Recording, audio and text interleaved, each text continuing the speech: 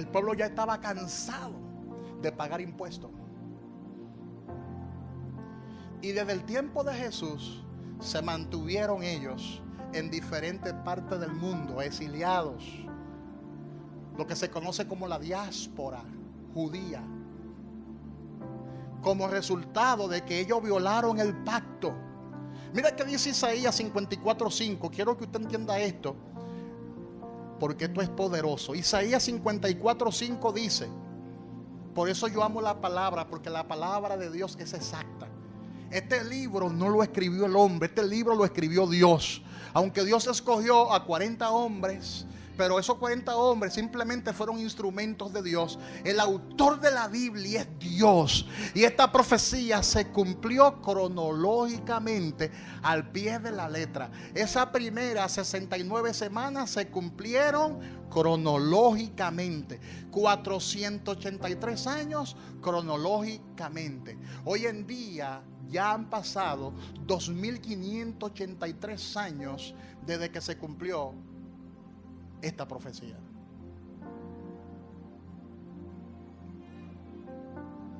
Escuche bien ahora. Isaías 54:5. De esta enseñanza va a depender tu futuro eterno. Porque el que está aquí, aunque vino por primera vez, aunque no entiende quizás todo lo que estoy enseñando, préstame atención, porque de aquí va a depender tu futuro eterno. Porque hay gente que creen que con la muerte se termina todo.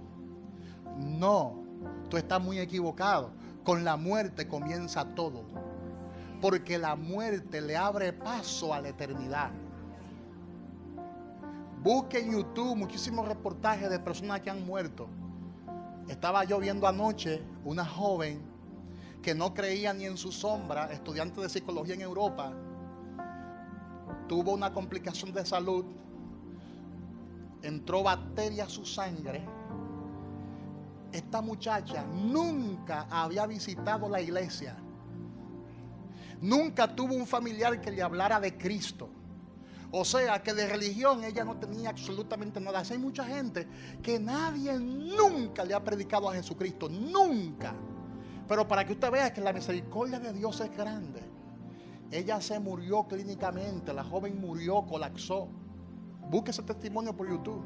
Colapsó. Y cuando despertó en la otra vida, se encontró con la realidad. Ella vio el infierno. Para aquellos que no creen en el infierno, hay 50,000 testimonios en YouTube de personas que después que se han muerto, han visto ese lugar. Y este que está aquí ha estado de aquel lado del plano. Quien le está hablando en este momento también ha estado de aquel lado. Porque es como un portal que se abre y tú pasas del mundo natural al mundo espiritual. Y allí ella vio muchísimas cosas, las cuales no voy a describir porque ese no es el mensaje. Y Dios le dio la oportunidad de que ella despertara de esa condición que tenía. Prácticamente el Señor le devolvió la vida, la resucitó. Y Jesús se le reveló a ella.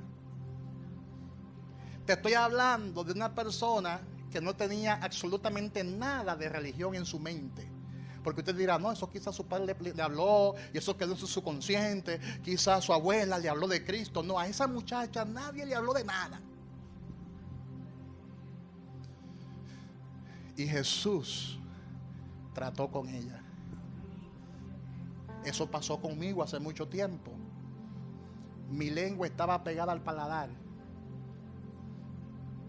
Tenía un frenillo que agarraba mi lengua. Y yo no podía hablar con libertad. Cada vez que yo hablaba, la lengua se me enredaba. Incluso me llevaron en una ocasión al hospital.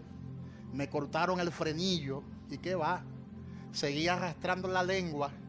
Porque el propósito del enemigo era tratar de que yo no me comunicara libremente. Porque el enemigo quizás sabía que Dios tenía planes conmigo. Y desde la edad de 4 años el Señor me abrió el mundo espiritual. Estoy hablando de mi testimonio personal. Me abrió el mundo espiritual, donde yo veía como un niño que no entendía el mundo espiritual. Yo veía imágenes espantosas. Yo veía demonios. Y me levantaba frenético. Y dormía con mis padres que están aquí presentes. Muchas noches dormí con mis padres. Luego el Señor me explicó y me habló y me dijo que el enemigo lo que quería era hacer de mí un niño anormal con problemas psicosomáticos. Pero en el momento yo como infante no entendía lo que estaba pasando.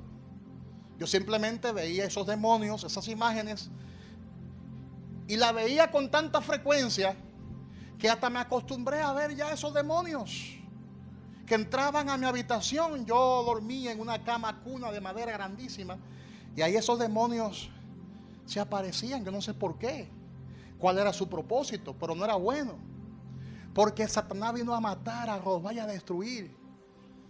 Pero nota que ellos nunca pudieron ponerme la mano, simplemente se me aparecían para infundirme miedo, temor. Y un día apareció en mi habitación un personaje que yo jamás podré olvidar. Yo recuerdo que ese personaje entró, como lo dice Daniel, entró con presteza. Es decir, entró con agilidad a mi habitación, vestido de blanco.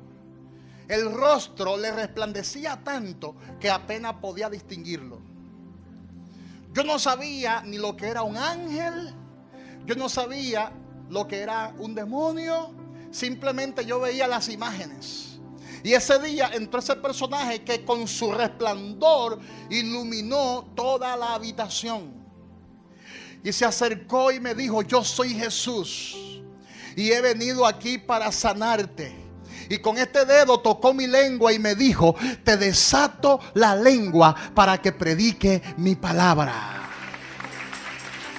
Te desato la lengua para que prediques la palabra de Dios. Yo era un muchacho, era un niño. Yo no sabía describir esa experiencia. No la describí nunca, no se la conté nunca a nadie. Fue una experiencia más de la tanta experiencia que ya yo había tenido en el mundo espiritual. Pasaron varios años. Luego Dios levanta a un profeta en una casa de oración. Y Dios me dice a través de ese profeta, ya yo estando en la iglesia, porque después de esa experiencia el Señor puso en mí un deseo natural de buscar su presencia, de buscar su rostro, de saber más acerca de las cosas que son de Dios. Y ese profeta me dijo: ¿te acuerdas cuando yo te visité y toqué tu lengua para que predique mi palabra? Ya ha llegado el tiempo de predicar mi palabra. Es decir, que las experiencias en el mundo espiritual son más reales que las que tú tienes en el mundo natural. El mundo espiritual es más real que el mundo físico. Lo que no se ve es más real que lo que se ve.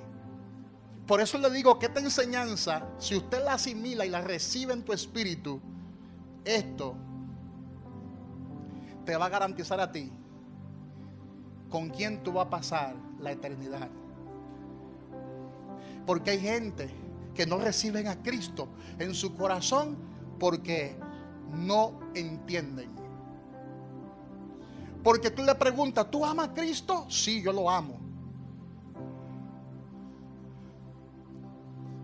¿Tú crees en Dios? Sí, yo creo en Dios. ¿Te quiere entregar a Cristo en el día de hoy? No, todavía no. Dios no me ha tocado. ¿Y sabe por qué se expresan de esa manera? Dios no me ha tocado porque no entienden. ¿Qué es lo que no entienden? Que ya Jesús te tocó. ¿Qué es lo que no entienden? Que ya Jesús murió por ti en la cruz del Calvario. ¿Qué es lo que no entienden? Que ya Él se sacrificó por tus pecados y murió en la cruz por tus pecados, para que hoy tú seas libre de todo pecado, para que hoy tú seas libre de toda maldición, para que hoy tú seas libre de toda enfermedad, para que hoy tú seas libre de toda maldición, de toda pobreza. Amén. Amén, gloria a Dios. Estamos claros con eso hasta ahora, ¿verdad? Dos esposas la esposa de Cristo y la esposa de Jehová, una no pasará por la tribulación y otra pasará por la tribulación. ¿Cuál de ellas no pasará por la tribulación? Diga la iglesia, diga, yo no pasaré por la tribulación. Quien va a pasar por la tribulación es Israel. Dice la palabra en Isaías 54:5, porque tu marido es tu hacedor, Jehová de los ejércitos es su nombre, y tu redentor, el Santo de Israel, Dios de toda la tierra será llamado. Ve, la esposa de Israel, la esposa de Jehová es Israel. Ahora Jeremías 3:14 dice, convertíos, hijos rebeldes. Oye cómo Dios le llama a Israel, para aquellos que se jactan. Yo soy hebreo. Esa es la onda de ahora en las redes sociales.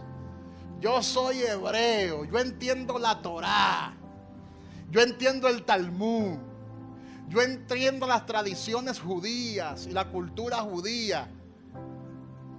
Pero mira cómo yo te llamo a ti que te identifica con el hebreo, a ti que está en Israel con una bandera de 6 puntas. Dios te llama hijo rebelde.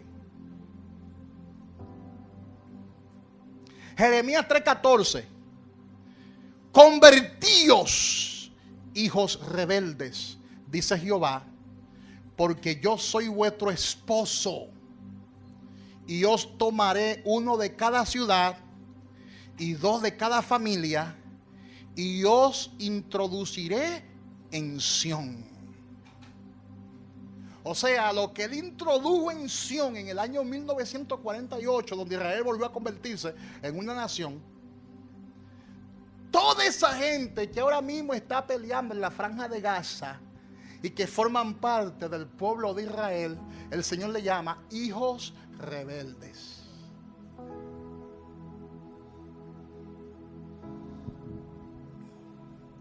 Ay, pastor, ¿cómo va a ser? Sí.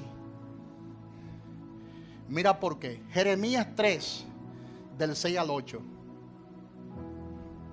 Le llama hijos rebeldes porque ellos cometieron adulterio espiritual. Y Jehová se divorció de ellos. Es decir, que esos judíos que están ahora mismo peleando en la franja de Gaza son hijos rebeldes. Y Jehová se divorció de ellos. Eso no significa que ellos no son el pueblo de Dios. Siguen siendo el pueblo de Dios. Pero ¿qué hizo Jehová? Como resultado de su desobediencia, se divorció de ellos. Jeremías capítulo 3, versículos 6 hasta el 8 dice: me dijo Jehová en días del rey Josías, ¿ha visto lo que ha hecho la rebelde Israel? Ella se va sobre todo monte alto y debajo de todo árbol frondoso, y allí fornica. Y dije, después de hacer todo esto, ¿se volverá a mí? Pero no se volvió. Y lo vio su hermana, la rebelde Judá. Ella vio que por haber fornicado, la rebelde Israel